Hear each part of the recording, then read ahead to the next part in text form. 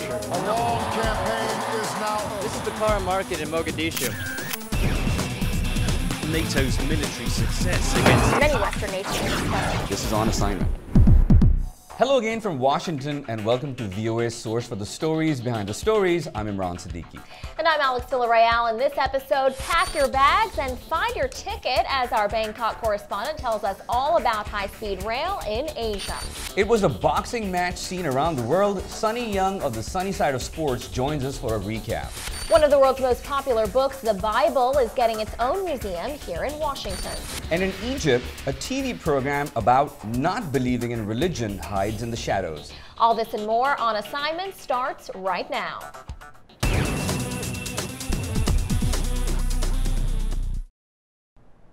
We'll talk boxing later, but there is another high-priced competition we want to introduce you to first. This fight is underway in Asia, and it's for billions of dollars in high-speed rail projects. Cambodia, India, Indonesia, Malaysia, Thailand, and Vietnam are among the countries planning to move onto the fast track. And they are negotiating with Japan and China, who are the two contenders in this battle to revolutionize transportation across Asia. VOA correspondent Steve Herman in Bangkok has the details. Japan has had a decades-long head start in the high-speed rail business, rolling out the first Shinkansen passenger service in 1964. It has not stopped innovating, as demonstrated by a test run of a magnetic levitated train exceeding 600 kilometers per hour. The Chinese, who entered the business in 2007, now boast of more than half of the world's 23,000 kilometers of high-speed rail track. They are reported to be in talks with 15 countries to sell their rail technology. All right, Steve, so if high-speed rail is a race between Japan and China, who's winning? Well, that all depends on who you ask and in which country. The Chinese have scored some significant deals. They've just signed a huge deal with Indonesia. It also looks like they're going to get the first of two major high-speed rail projects here in Thailand. However, if you talk to people around the region, they would say that the Japanese definitely have better quality, but it is a matter of financing. A lot of countries, and the Chinese certainly have the advantage there. Yeah, I wanted to ask you about that. In terms of current investments, what are we talking about here, the difference between what China's putting in and what Japan's putting into this? Well, the Japanese systems are considered to be very high quality, but they're also more expensive. And the Japanese apparently are not as flexible on the financing as the Chinese are. Now, the Chinese have rolled out this new bank, a competitor to the Asian Development Bank, the AIIB, and there's a lot of money out there, and the Chinese are willing to offer up their system and financing at very good terms that for a lot of countries is going to be considered probably too good to refuse. But the Japanese have been in this game longer, haven't they? Yes, and if you look at what the Chinese have operating in China right now, it is very much Japanese technology. Some people might even say that it was essentially stolen from Japan, but it is a cheaper model of what the Japanese have been doing. Wow, now is there enough to go around for everybody here? Or is this a friendly competition, or is it getting heated? Well, I don't think there's much right now in competition between Tokyo and Beijing that's very friendly.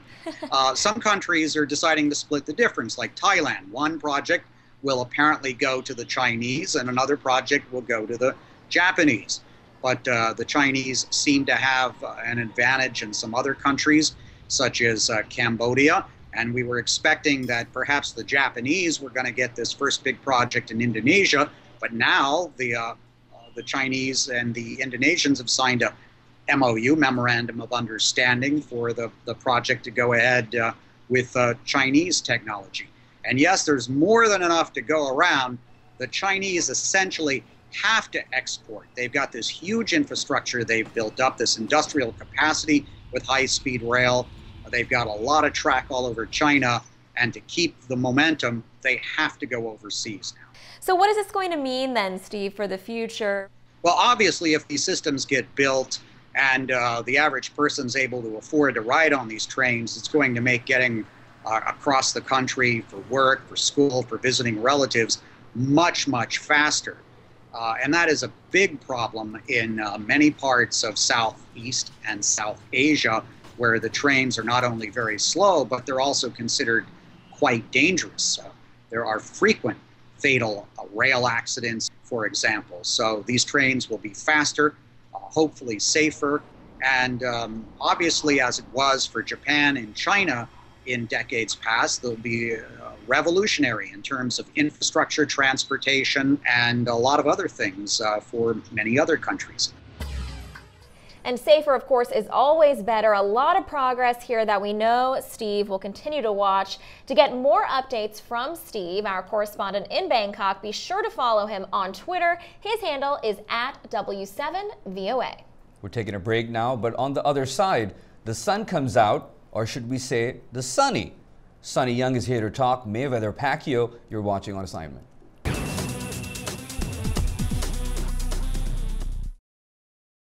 American boxer Floyd Mayweather Jr. remains unbeaten in 48 pro bouts after his fight of the century with Manny Pacquiao of the Philippines. Their welterweight unification title fight was viewed by millions of people around the world and earned each fighter an awful lot of cash. Joining me right now to talk about that is VOA Sonny Young. Thank you so much for joining me.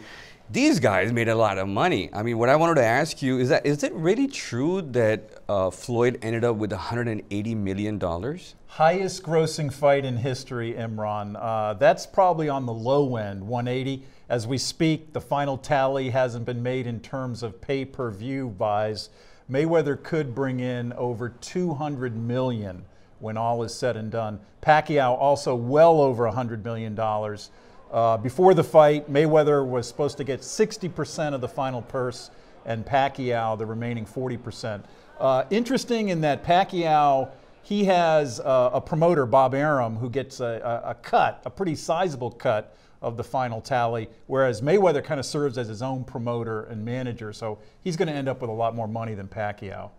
There was a bit of confusion after the fight when Pacquiao was saying that he thought he won. What really happened? How did Mayweather win the fight? I thought Mayweather won decisively. The judges ruled unanimous decision. Two judges had it 116 to 112, and I think the third had it 118 to 110, all in favor of Mayweather. Mayweather fought the way he usually fights: speed, precision, counter-punching. He had much longer reach than Pac-Man in the fight. Still, after the fight, Pacquiao said that he had hurt his shoulder in training and that he wasn't 100%, and he's scheduled to get surgery for a torn rotator cuff, similar to the injury that Kobe Bryant, the Lakers basketball star, had. What was the fight on social media about? There was some people complaining about something. Was that related to this? There was, I think the hashtag for the fight was Maypac, and a lot of people thought Pacquiao won the fight, that he was robbed, that it was fixed. Part of it, I think, is that Mayweather has never lost as a professional, and many people, many Asians, of course, they thought Pac-Man could knock out Mayweather. But that is not his style of fighting. His is stick and move. He's hard to hit. In fact, in the final stats after the fight, I think it was that Pac-Man landed 19% of his punches. So most of his punches, weren't even hitting Floyd Mayweather.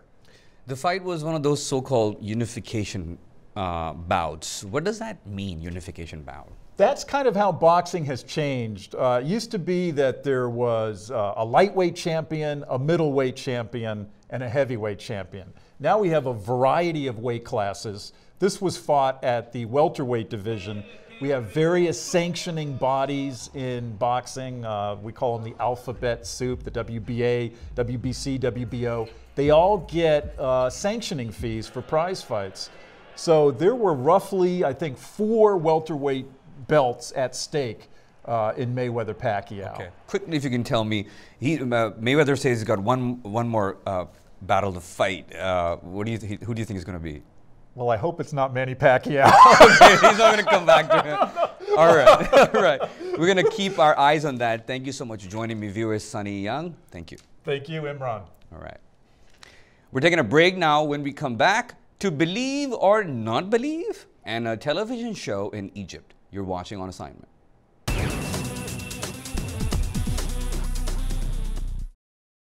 In Egypt, a deeply religious country in a deeply religious region, atheism is not only taboo, it is dangerous. It is sometimes even criminal to publicly declare non-belief. Despite this danger, a group of activists is challenging convention with a new online television channel. Freemind TV defends the right not to believe, but its creators are doing this at much risk. VOA's Heather Murdoch has the story. Edited and produced in a studio in the United States, Freemind TV says it wants to promote non-religious liberal ideas in the Middle East. The show is filmed in Egypt, but staffers ask us not to say exactly where for security reasons. Presenter Ahmed Harkan says many of his countrymen consider atheism an insult to religion, making it dangerous to openly not believe. He speaks from personal experience. They were going to assassinate us on the street, so we ran into a nearby police station.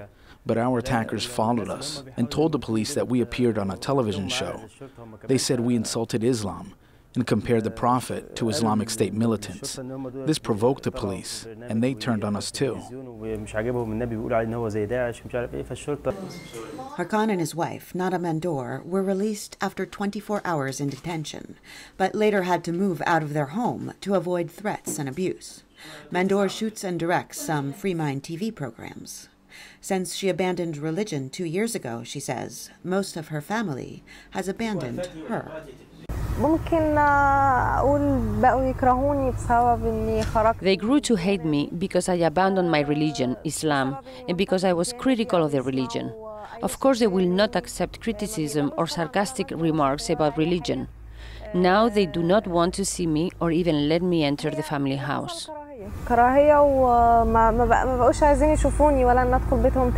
Non-believers from Christian families in the Middle East face similar dangers, says Ayman Ramzi, who appears in the broadcasts. It is not exactly a crime to be an atheist in Egypt, but he says he has been arrested for expressing his beliefs publicly. I was charged with compromising the values of our society and slandering religion in general. The evidence was copies of TV programs I have appeared on and an interview with me in a newspaper article.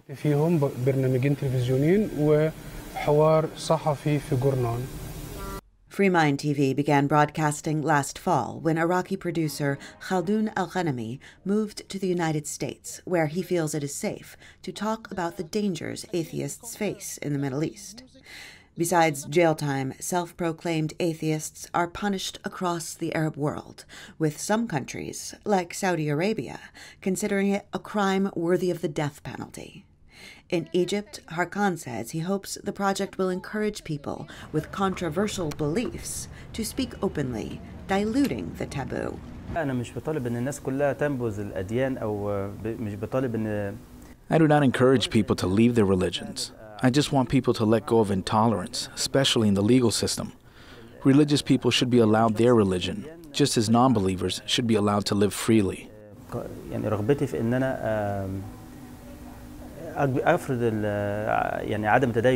Harkan speaks freely, but keeps his location secret. In this religious society, he says, universal acceptance right now is not likely. Heather Murdoch, VOA News, Egypt. Staying on the topic of religion and acceptance, there is a new museum being built in Washington, D.C. Dedicated to the Bible. Scheduled for completion in a couple of years, the Bible Museum will soon join a long list of museums of every stripe here in the U.S. Capitol. Yeah, this museum is actually going to be just a few blocks from where we are right now, VOA headquarters. Religion often a hot button issue here in Washington, and the new Bible Museum's location, just a few blocks away from here, has some skeptics questioning the motives of its conservative Christian funders. I talked about that with VOA religion reporter Jerome Sokolovsky in front of the museum site with construction underway. Take a look. If you come to Washington to see the museums, there are plenty to choose from. There's the American Indian Museum, the very popular Air and Space Museum, even a spy museum. And pretty soon in this former warehouse, there will be a Bible museum. Jerome, talk to us about what exactly will go into this space. This will be the Museum of the Bible. It's going to include tens of thousands of manuscripts, artifacts, antiquities, all belonging to the Green Collection. The Green Collection is owned by the Green family. They are the owners of a chain of stores called Hobby Lobby, which was involved in a major Supreme Court case last year against the health reform here about contraceptives. They're a conservative Christian family, a Pentecostal Christian family, who are behind this initiative to set up this museum. So this museum, the location, we're standing right now in the middle of a number of federal buildings. There are some who have questioned whether situating a Bible museum right here in the heart of government offices is political. Right. Well, I put that question to them, and they said no. Bible Museum President Carrie Summers says that's not true. The decision was made to be in Washington because of the museums here. It really was not because the Capitol is here. They did also consider other cities. I think Dallas was one of the cities they considered, and they are here. And many people think that being here amidst all these federal government buildings, departments, a stone's throw away from the Capitol, that it's no accident that they're here. No, I think that this was Florida. Reverend Barry Lynn of Americans United for the Separation of Church and State doesn't oppose the museum on constitutional grounds. There's no question that if you want to build a museum to the Bible, the Quran, any building at all, and someone is willing to sell you the property, you have the right to buy it in this country. Instead, he sees it as proof that conservative Christians are trying to force government to legislate according to their faith. I can't believe that the people who created the Bible Museum wanted this to be anywhere but close to the center of power and close to other official government buildings. One can imagine there being a political rally on the Mall. Every year there's an anti-abortion rally. You can imagine people coming here first to the museum to be quote-unquote inspired, and then going and making demands on their elected representatives. Now, you put another question to those behind this museum. You asked whether the goal here is to draw more people to Christianity. What was the response you got?